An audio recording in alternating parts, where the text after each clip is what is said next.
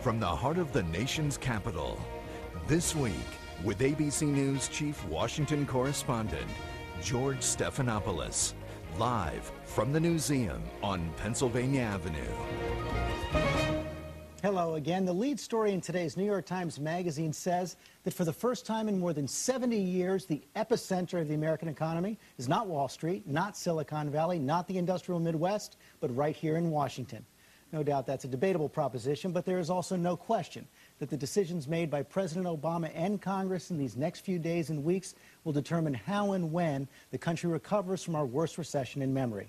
We've assembled a plugged-in and opinionated panel this morning to debate those decisions. I'm joined by Republican Senator Jim DeMint of South Carolina, Fred Smith, the chairman and CEO of Federal Express, Congressman Barney Frank, the chairman of the House Financial Services Committee, and Eric Schmidt, the CEO of Google. Welcome to all of you, and we do have a lot to cover this week. And Senator DeMint, let me begin with the stimulus package, because I think you called the president's plan the worst plan since the 16th Amendment paved the way for the income tax. But polls show that a majority of Americans actually support what the president's trying to do. What are they missing? Well, I think all of us support the fact that we need to do something. And all of us believe that the way to move our economy forward and protect jobs is to infuse more money so that consumers have more to spend, businesses have more to invest, buy capital equipment. But there are two ways to do that, George. One is for the government to take it out of the private sector through taxes and then decide where it's going to go through political manipulation, as they've done in the House. The other is just to leave more money in the private sector for consumers to spend and businesses to invest. And that's the American way, and that's the approach we're pushing. Unemployment is... All tax cuts, no increases of spending in any kind, yet most economists say that investments, the right kind of investments, create more jobs than tax cuts. Well, I'm not sure what economists you're talking to, but we've met with a lot of them over the last week. You can look back in history, and leaving more money in the economy through tax cuts is the way that works. And government spending is, you can see little bumps. But this plan is a spending plan. It's not a stimulus plan. It's temporary, and it's wasteful. And a lot of the spending is going to end up being permanent, George. So we have to decide if we want to be a free market economy and let the money stay there, or if we want to be a government-directed economy, which is where we're headed with this plan. You voted for the package. I did, and I regret Senator DeMint saying that this is the American way. Let's just agree that we're all Americans here, Jim, and that nobody's got the American way versus presumably the non-American way. And as far as spending versus tax cuts, I think we need to fix some highways and bridges. I never saw a tax cut fix a bridge. I never saw a tax cut give us more public transportation. The fact is we need a mix. We need, and I think we've suffered from an extremism in this country in the past of relying only on private sector activity and having too little government. It's possible to have too much government, no question, but it's possible to have too little. And some parts of this stimulus, extending unemployment benefits, helping with food stamps. You know, we have two purposes here. One is to stimulate the overall economy. The other is to go to the aid of some people who, through no fault of their own, have been damaged. You can't just look at the aggregates. I think we've gotten in trouble by looking only at the aggregates. If the GDP goes up, but income inequality greatly increases and a lot of average workers are feeling put upon, it's a problem. But I want to see some improvement in our transportation structure. I'd like to see some improvement in education. We have state governments laying people off, cities being told they're going to have to lay off firefighters. A tax cut isn't going to keep the city of New Bedford from laying off firefighters. You mentioned a lot of the programs, yet one of the criticism the House plan has gotten is it also includes a lot of spending for things that don't seem to be stimulative, contraception, things like that. Well, one, I thought contraception was out of the bill. I guess the people resented the fact that it was out of the bill. There is some money in there, I guess, to fight sexually transmitted diseases. Those are jobs. By the way, very few people volunteer to fight sexually transmitted diseases. They get paid to do it. And if all you do is construction, you're providing employment to one sector of the economy, not others. But yeah, we are telling the city of New Bedford, which I represent, that if we give them money, if we pick up a bigger share of Medicaid through government spending, they won't lay off firefighters. They won't lay off police officers and health workers. And I don't see how a tax cut is going to keep firefighters at work in New Bedford. Mr. Smith, your company depends a lot on a healthy infrastructure in this country, and it does. Estimates I've seen are about a $2.2 trillion gap between what we have and what we need. No question about it. The infrastructure of the country has been underfunded for a long time. It certainly would be a wise thing to invest in all kinds of infrastructure, including advanced electrical grids for IT and electrify the short-haul personal transportation system. But in our view, after you take care of the folks who have been adversely affected by the economy, I agree with Chairman Franks on that. You got to understand that the reason we've gotten into this problem is because for years the tax code has favored the financial sector to the detriment of the industrial sector. And by industrial sector, I'm talking about big service companies like FedEx, manufacturers, IT companies, agriculture, mining. When interest is deductible, the government is subsidizing speculation and debt, where capital investment is taxed punitively. And if there were one thing that in the tax code that could be changed that I'd recommend to Senator DeMint and Chairman Franks, it would be to allow industrial companies to write off or expense capital investment and software when the investment is made. That was not included in the President's plan. Do you agree with that? I do. The business community needs action now. There's a sense that things are getting worse. People are saying the March quarter, the June quarter are going to be particularly difficult in business. It's time for government action. There are plenty of cases where directed spending does help things to happen more quickly. The stimulus package is, most of the money actually goes to reasonably short-term things in education, state relief, various other things that help people in the very short term. Some combination of all that money's got to get out now to get people going again. One of the most controversial aspects of this new plan are so-called Buy America provisions. The House bill, I think, requires that iron and steel be bought from the United States. The Senate bill may expand on all of that. The administration appears to be of two minds. Watch this. I think it's legitimate to have some portions of Buy American in it. The administration is reviewing that provision.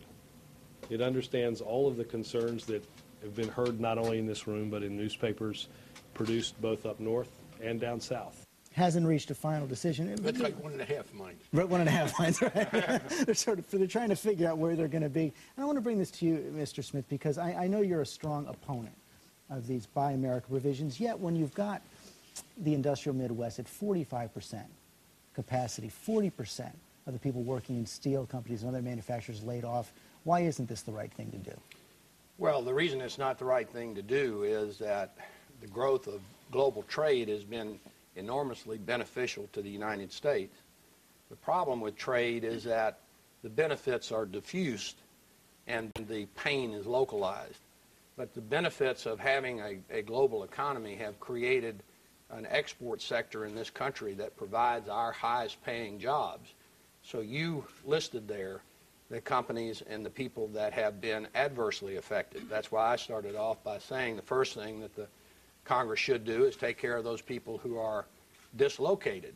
But there are lots of people who are dislocated because of technology. And when I was growing up, there were a lot of people that were telephone operators. Those jobs all went away. You don't have the same argument about the loss of those kinds of jobs. It's only when it comes to trade.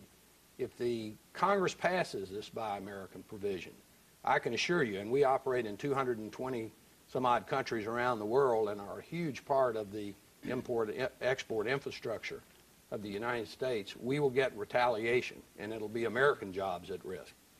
Well, let me just say, by the way, on the tax code, if I could, I would very much like to see that, and I think you can do that in a revenue-neutral way. I voted to raise the tax on so-called carried interest for hedge funds, and I think we have undertaxed some of the financial manipulation, and I would be for a package that would shift that. So I appreciate it, and I think it can be done in a way that is not going to increase the deficit and is stimulative. Beyond that, ideally, I agree with Mr. Smith, but people need to understand, I don't think there has ever been in American history, certainly not in my memory, a greater split between the opinion of people you would describe as the elites in the economy and the academy, et cetera, and the average American. The fact is that the average American feels that even when there was growth, he and she wasn't getting a piece of it. And I appreciate you saying, Fred, that we need to take care of the people dislocated, but you have to broaden it. I will tell you, I believe until you get a better social safety net, actions that you're not going to like are going to continue. Let me give you an example. Yeah, we were passing a bill in the House to say that we want very different rules on the TARP program, the Economic Rescue Program. And Congresswoman Sue Myrick, a Republican from North Carolina, offered an amendment that said No country, no company receiving any financial help under this can do any outsourcing of customer service. And that passed unanimously. Nobody wanted to vote on it. Nobody wanted to vote against it. I understand the logic then. I just read in Great Britain there were riots now because the British workers are saying don't have Italian workers, violating European Union rules. But until the country does a better job of, and you've said it very well, there's localized pain, diffused benefits. Until you relieve the localized pain better, the average American will block things like trade, like outsourcing that you think we ought to do. Is that a bargain you could sign on to? Yes, but do it for a period of time. Somehow the government only does permanent things. This whole stimulus discussion is about a 2-year period.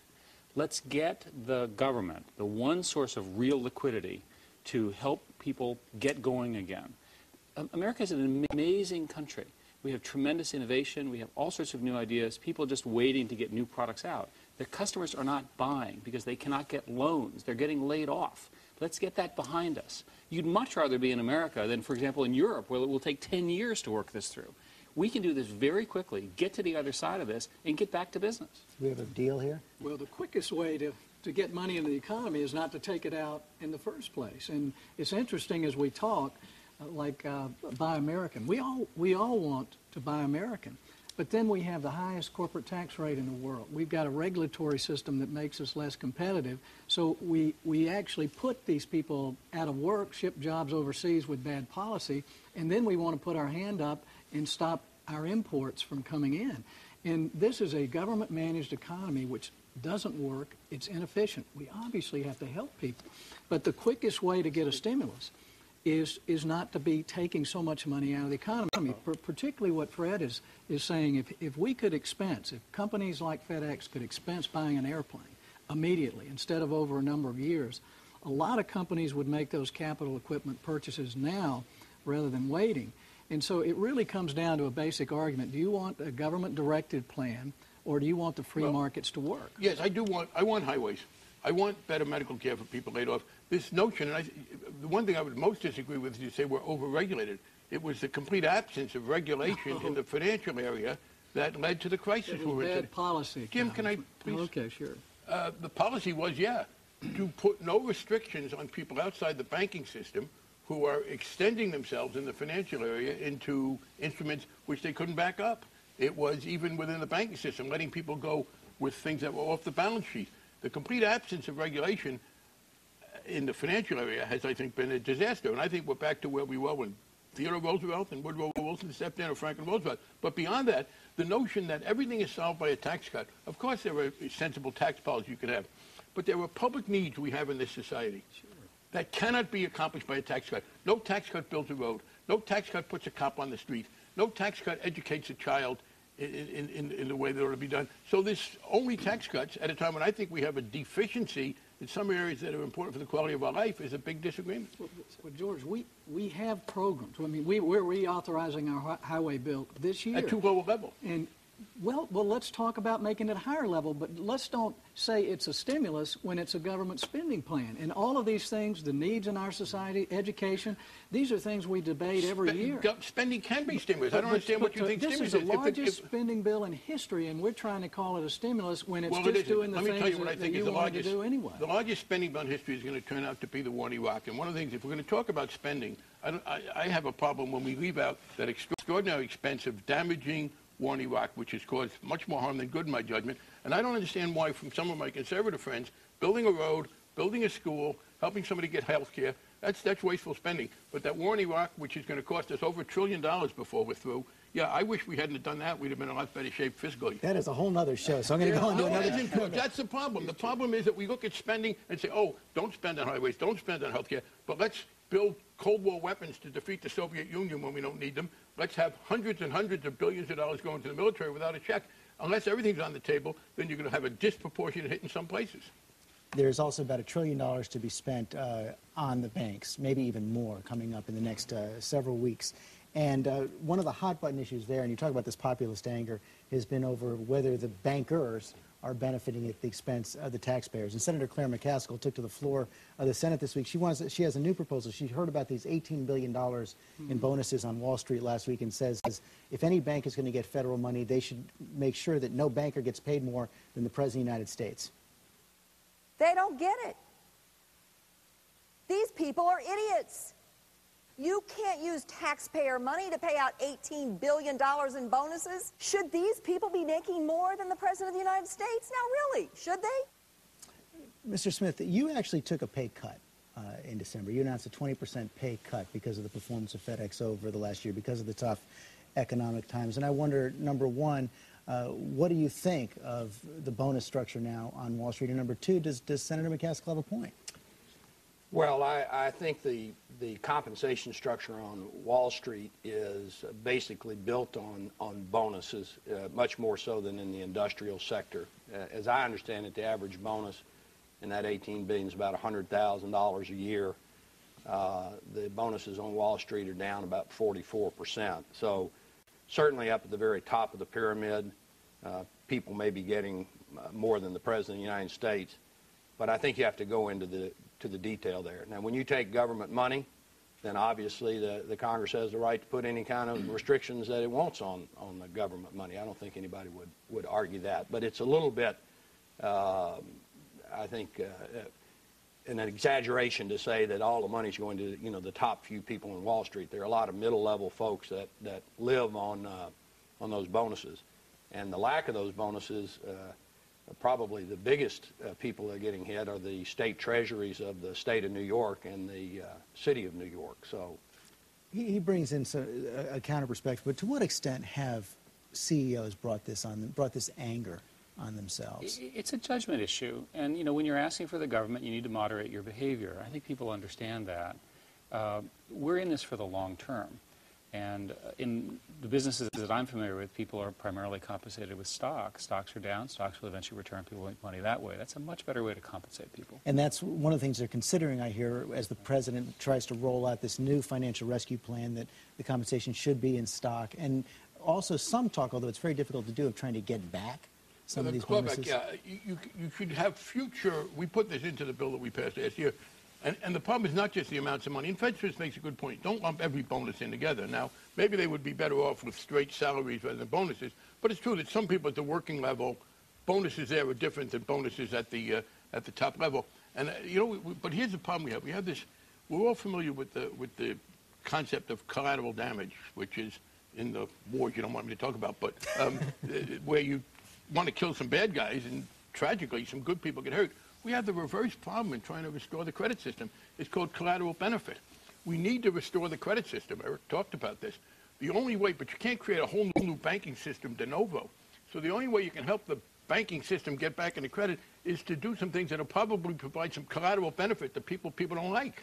And what they shouldn't do is make it worse for us. Look, there's one other point that I want to make, and that is it's not simply the dollars we're talking about. And this is, again, Fed made a good distinction between the non-financial and financial parts. The problem in the financial area in particular has been a perverse incentive in the compensation structure.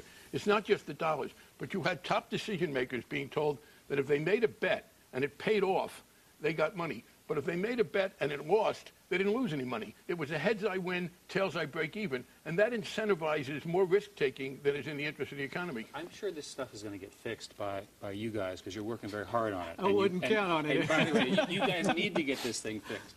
What we need is very simple. We need some form of a jobs program, something that causes jobs to get created, and we need credit to get going again.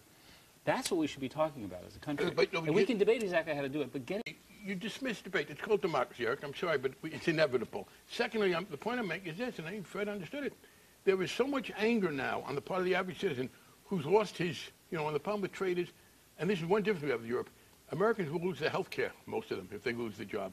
We've got to, I think, fix that situation. I think we need to break the nexus between health care and employment from the standpoint of an efficient economy as well as a fairer one. But until you cannot get some of what you want in the credit area, the jobs area is different. But in the credit area, if you do not do things simultaneously to alleviate the anger, the American voter is not going to let you do it. We can take $1 trillion out of the economy, and we're saying we might create 3 million jobs. If we leave it in the economy, the economists at the Heritage Foundation said we create 18 million jobs. I mean, this is something we know, and it actually, Eric, to your point, it happens much quicker. when we don't take it out, there's an immediate jolt to the economy. But if we know only half of this $1 trillion is actually going to be spent over the next 2 years. I'm worried that tax cuts won't work because it won't be sufficient because people are not paying any taxes because they're not making any money. Well, the stimulus bill has tax how many credits roads in it, are especially. Built by a tax cut? How many police stations? The stimulus bill has. Barney, that's what's mindless, Jim. We're building roads now, and we're not building enough. If you think the Democrats control Congress, if you want to spend more for roads, let's do it. Excuse me, no. But let's don't call it an economic stimulus. First of all, only 5% of this bill goes to roads and infrastructure, and you're trying to tell the American people this is an infrastructure bill. It's no, I am not trying to do that. You will check the transcript and you find I haven't. I also think it's helpful if you don't have policemen and firefighters laid off in New Bedford. That's jobs that would be lost, that won't be lost. I also disagree that we're taking money, quote, out of the economy if we improve public transportation, if we improve highway. That's your concept. You're taking money out of the economy if you make sure a bridge doesn't fall down. I think you keep people out of the water. You're not taking money out of the economy. And on the issue of credit, it's a separate question. The president is going to probably have to come forward and ask for potentially hundreds of billions of dollars more for the banks. Is that something you can support?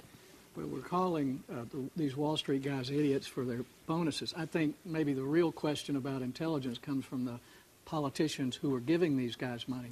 A lot has to sort out in the market here. We're rewarding failure by bailing out the worst of the banks instead of rewarding success. The first round of TARP did not support lending, which was its whole point.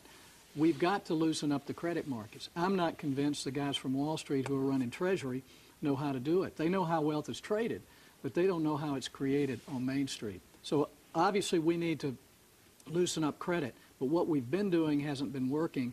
And if government spending, Barney, got our economy going, we would have the best economy in the world. We have never spent so much. Spending on Iraq was never going to do that. Can I just say, too, we're talking, I agree that under the Bush administration, you introduced parties. Bush is gone. Excuse me, Jim. You talked about Democrats and Republicans. He's gone, and it is a mistake to assume that the Obama administration hasn't learned from the mistakes of the Bush administration. I believe they're going to do it very differently. I agree that Secretary Paulson, whom I generally admired, made a mistake in not pushing them to do more lending. I think you're going to see the Obama administration, having learned from that, push for much more lending. There are going to be some real rules in there. You could just publish what people are doing, and we could figure out where the money's going. All you have to do is put these things on websites. They are going to be. One of the ways, in fact, one of the issues with TARP was it wasn't generally known where the money went. If we simply, as part of your work, got every single dollar and where it went, we could prove whether your argument's right or your argument's right. We could actually track that Can I stuff. just say, first of all, Eric, I would say putting on a website, you're not entirely disinterested, but that's okay. Fred might want us to mail them to everybody and deliver them in a package. But the point is we're going to do that. In fact, the new Inspector General who was set up, we've set up a special Inspector General. Confirmation was delayed in the Senate, and Mr. Borowski is now about to demand of every recipient of TARP, past and future, that they do exactly what you say and that we will publish it on a website. So there was, I agree, it was not, I think it was better to have had it than not. But my point is you could change the way we do it. I'm saying we're doing it. Could change the way May I not agree with you? Yes. Okay, we're doing it. Chairman, the fact of the matter is that if the government simply told everybody what you all were doing, and then people could track it and figure out whether it's actually working, we could get through these classic fights that you all have. No, I differ with you on that. Please, let's not obviate democracy. There are legitimate different philosophical differences between Jim DeMint and myself. Please don't treat them as some sideshow. We will hear They're more important about for democracy. We're going to hear more about them this week. We just have a few seconds left. I just want to ask you quickly. We learned this week that President Obama's nominee for the Department of Health and Human Services, Senator Tom Daschle, has had to pay about $128,000 in back taxes. Is that disqualifying to you? It may be. I want to find out more about it. But it's disheartening, obviously. I mean, people are struggling to pay taxes on a very small amount of income, and when he's got this huge amount of, I can see now why liberals don't mind if the tax rate goes up because they're not going to pay it anyway. And so, yeah, it frustrates me. It did with our Treasury nominee. But we need to look at it, and I wish they would just say, hey, our tax code is just incomprehensible. We need to change it. You got that last plug in. Gentlemen, thank you all very much. It was a great discussion.